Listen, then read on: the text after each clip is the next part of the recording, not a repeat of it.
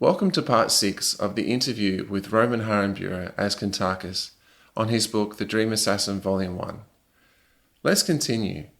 In the final chapter, 7, I was simply amazed how you created this mystical man in dealing not only with those assassins, but the head man of the Madeline group called Shawn Crowley.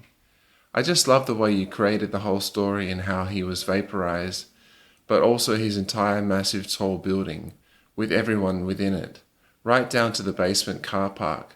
That was spectacular to read. My question to you, was this part in chapter 7 simply your imagination or something deeper? Well, imagination is our greatest gift, besides our pineal gland. Your question is not an easy one to fully answer. Yes, there is something deeper, but trying to put it into words is a difficult situation. I want to give the people the ability to feel what I was trying to express through my own imagination. And this character, called Shawn Crowley, is supposed to be this godlike figure that donates millions upon millions of dollars to charities and other organizations right throughout America. He even fully restored the main library in New York City, which would have costed him several $1 million. Yet behind his so-called good Samaritan, he has massively slaughtered thousands of people worldwide through terrorism. So that's the image that he portrays to not only the American people, but the entire world. He creates germ warfare. He creates counterfeit money to totally destroy the economy of the American market and destroying the people in the process. To me, he fits Bill Gates perfectly. He also creates negative drugs, killing hundreds of thousands of people. So you would ask yourself, why would a man do that? Well, this answer should only be through my imagination. What I am trying to do is show the people of the world that there are very evil people in high places all over this planet who pretend to be someone nice, but in true reality, they are not. And deep down, under the covers that surround them, there is and are very evil people who are hell bent on totally controlling everything on this planet, especially all of humanity in every way. That's why they are trying desperately to create the New World Order.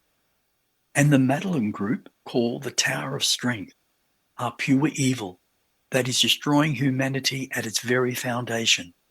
The Dream Assassin Volume 1 and 2 represents to what is occurring within our entire world in this present moment. That's why I created the character Shawn Crowley.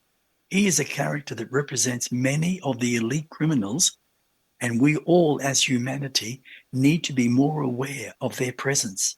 So I trust that answers your question. Wow, that was kind of deep, yet I like the answer.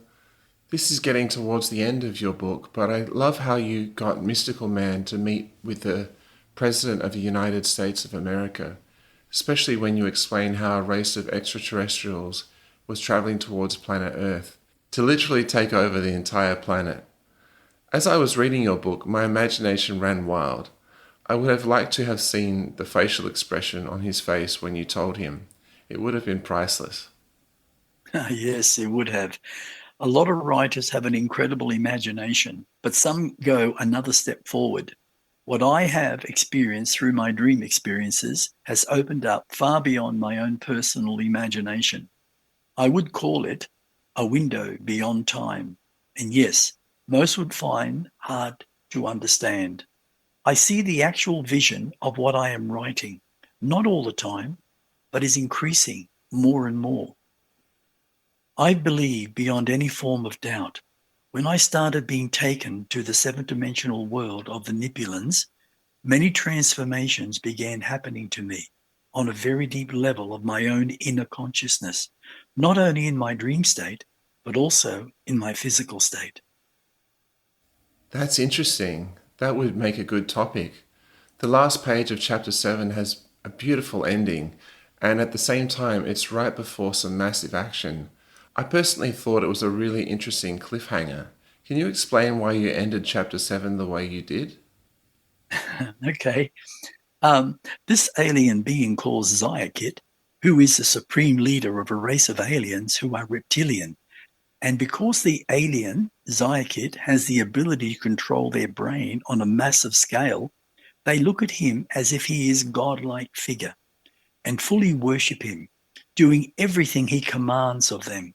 Their planet is dying, so they have decided through Zayakit, being a scientist, is to create the atom that could literally transform their solid planet into a fourth dimensional vibration. Yet within that vibration, their planet still does exist. All of the reptilians, including their leader, can exist in physical form. Yet, if the planet passes through another planet, it would be like a spirit passing through a physical body.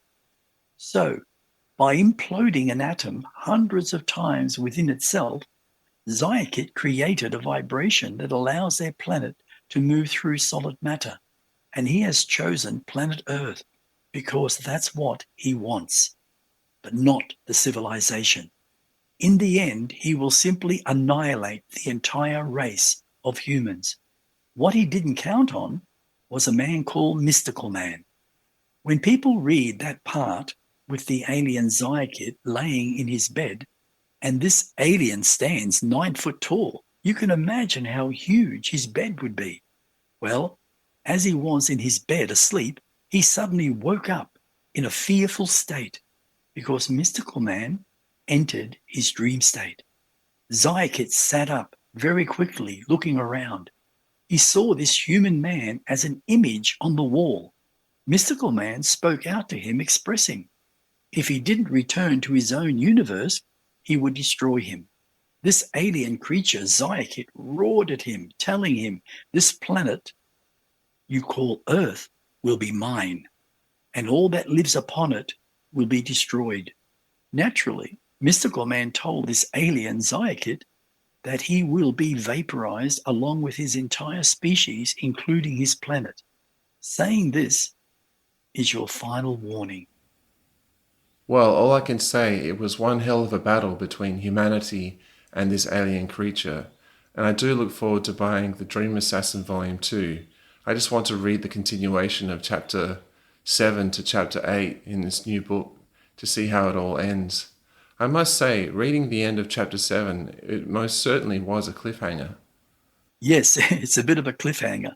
Yet I believe at the same time, when people read the first volume and when they get to the end of chapter 7, they will understand why I ended the book like that.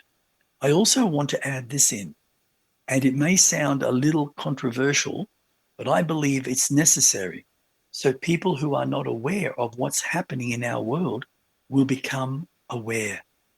The Dream Assassin Volume 1 and 2 are based on fiction because it has to be. Yet in reality, both books have a very strong touch of actual truth, created from another level of consciousness. It's like saying the logical human brain and the mind are two forms of intelligence, and they are completely separate. One is completely physical, and the other is completely pure living energy. Anyone can go to high school, university, or whatever when it comes to learning for some form of advancement, like even getting a diploma. All of that form of learning is through the physical human brain. But if one truly wants real intelligence, you need to tap into your personal divinity. And when you do that, that's where real intelligence comes into play. You literally open up the floodgates of your inner knowledge that every human has, but no one is teaching how to truly obtain that form of self-awareness, that form of inner intelligence. I'm going to take a guess and say, is that where imagination begins? And is it the key to start that process? Yes, 100%. But it's beyond imagination as a word. We as humans are literally imagination because the substance called pure living energy is our makeup. We each are divinity of totality, being our soul. But over human history, we have lost the ability and the awareness through our negative ego of self-conditioning through human logic. And we have made logic our personal God through our belief systems from self-conditioning, based on our own personal, self-created fears. Well, that was a smack in the mouth. Yet at the same time, it was explained in a way that makes complete sense. This concludes the interview of Part 6 with Roman Harambura as Kuntarkis on his book The Dream Assassin Volume 1. For more information, go to his website etcconsciousness.com. My name is Michael Yon. Thank you for listening to our podcast, kuntarkis.buzzsprout.com, or reading this book.